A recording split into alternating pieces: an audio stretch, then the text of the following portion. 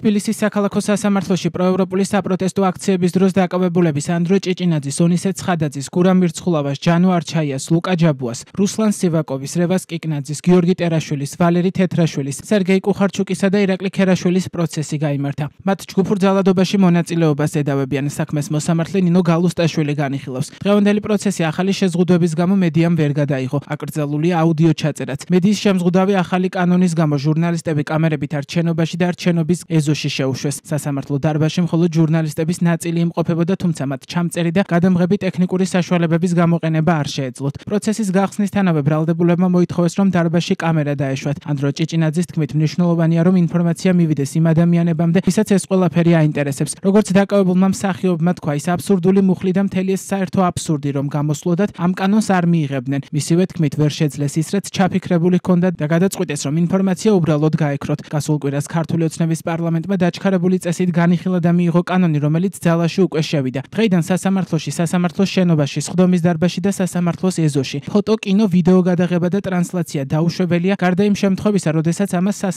სასამართლოს მიერ უფლებამოსილი პირი ახორციელებს. ქართული ოცნების ახალი კანონით სასამართლოს სხდომის ვიდეო და აუდიო ჩაწერა, ასევე ტრანსლაცია შეიძლება დაშვებულ იქნეს მხოლოდ იუსტიციის უმაღლესი საბჭოს გადაწყვეტილებით. მინდა ჩემი მხარდაჭერა გამოვხატო მედიის წარმომადგენლების მიმართ.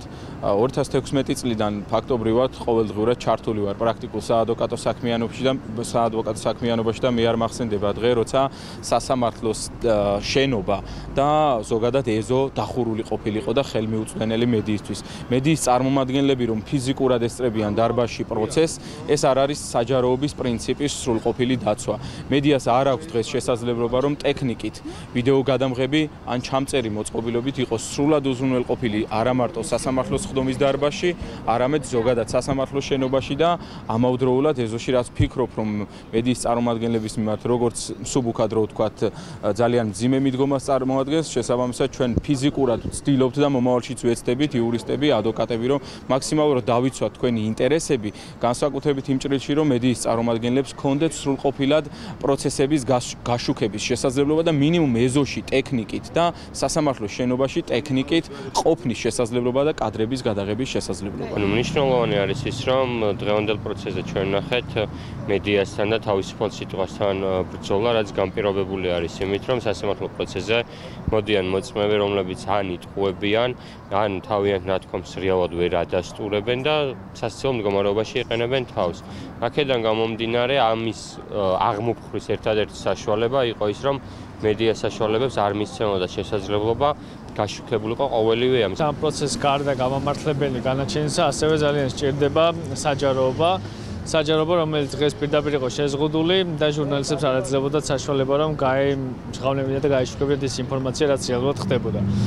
ასევე ძალიან მნიშვნელოვანია ის, რომ სასამართლოს დღევან ამ წუთამდეც არ აქვს ინფორმაცია იუსტიციის უმაღლესი საბჭოსგან და ასევე არ აქვს განსაზღვრული ვინ არის უფლებამოსილი პირი, რომ გადაიღოს ან წასვლება მოახდინოს კონკრეტული პროცესის. 11 პირის დღევანდელ სხდომაზე პროკურატურის 4 მოწმე გრიგოლ კაჭკაჭიშვილი, გიორგი ქაჩრიშვილი, ემილ კუპრავა და ირაკლი გახარია დაიკითხნენ. ასევე როგორც ადვოკატები ამბობენ, ფაქტობრივად წერილობითი მტკიცებულებები სრულად იქნა გამოკვლეული. მათი თქმით, კიდევ ერთხელ ნათლად დადასტურდა ის ფაქტი, რომ არც ერთი დაზარალებული ოქმებიდან გამომდინარე არ უთითებს კონკრეტულად ვისგან მიიღო დაზიანება.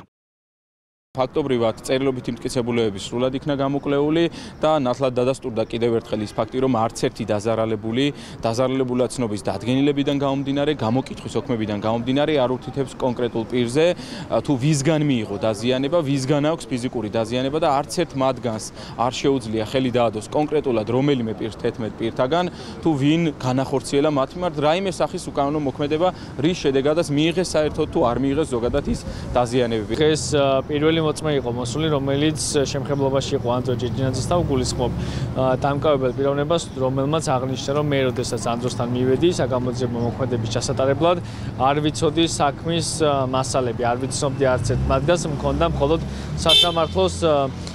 სასამართლოს ნებართვა მქონდა მხოლოდ ხელთ. ასევე ის ეძებდა საქმისათვის მნიშვნელოვან გარემოებებს, საქმისათვის მნიშვნელოვან ნივთებს, თუმცა არც ერთი მათგანი არ დაუსახელებია ანდრო ჭიჭინაძისთვის და ამის მიუხედავად ოქმში მაინც მიუთითა, რომ ანდრო ჭიჭინაძემ უარი განაცხადა კონკრეტული ნივთების წარდგენაზე. ასევე საკითხი იყო მნიშვნელოვანი კუთხით, ეს ადამიანი ამბობდა, რომ ხელის მოწერაზე განაცხადა ანდრო ჭიჭინაძე უარი და გაურკვეველი იყო ეს მიზეზი. თუმცა ანდრომ აღნიშნა ეს დეტალურად და გასცა კითხვას პასუხი, რომ ჩემი უარი იქიდან იყო განპირობებული, რომ მე როდესაც მიგითითეთ, რომ კონკრეტულმა პოლიციელმა სარაჯიშვილის შუშის ბოთლი მიესწროლა და მე დაზიანება მიიღე ფეხის არეში, ეს თქვენ არ ჩაწერეთ ოგმში, არასახეთ ისე როგორც მე მსურდა, ამიტომ პროტესტის ნიშნად მე ხელი არ მოვაწერე ამ ოგმს. დღევანდელი მოწმე მაგალითად რევას კიკნაძის დამკავებელი, რომელიც უტიფრად ადასტურებდა იმას, რომ თითქოს და იმყოფებოდა რევას კიკნაძე ლისზე მარტო კაციშვილი არ იყო და ისინი შემთხვევით გადააწყდნენ და დააკავეს რევას კიკნაძე და ასევე მნიშვნელოვანი გარემოება არის ის, რომ აღნიშნულმა ბატონმა დაადასტურა, რომ სპეციალურმა საგამოძიებო სამსახურმა ის რევას კიკნაძის მიმართ არსებულ არაადამიანურ მოპყრობასთან დაკავშირებით გამოკითხა, მაგრამ დღეს მდგომარეობით ექსპერტიზები არ არის დანიშნული და სპეციალურ საგამოძიებო სამსახურს მოუწოდებ, რომ რიგი საგამოძიებო მოქმედებები გაატაროს, რადგან დადგინდეს, რომ ნამდვილად მის დამკავებლები არა ლისზე, არამედ მეტროს სადგურში იმყოფებოდა. 11-ვე დაკავებულს ბრალი საქართველოს სისხლის სამართლის კოდექსის 225 მუხლის მეორე ნაწილით აქვთ წარდგენილი, რაც ჯგუფურ ძალადობაში მონაწილეობას გულისხმობს. დანაშაულის სასჯელის სახე და ზომად 4-დან 6 წლამდე ვადით თავისუფლების აღკვეთას ითვალისწინებს.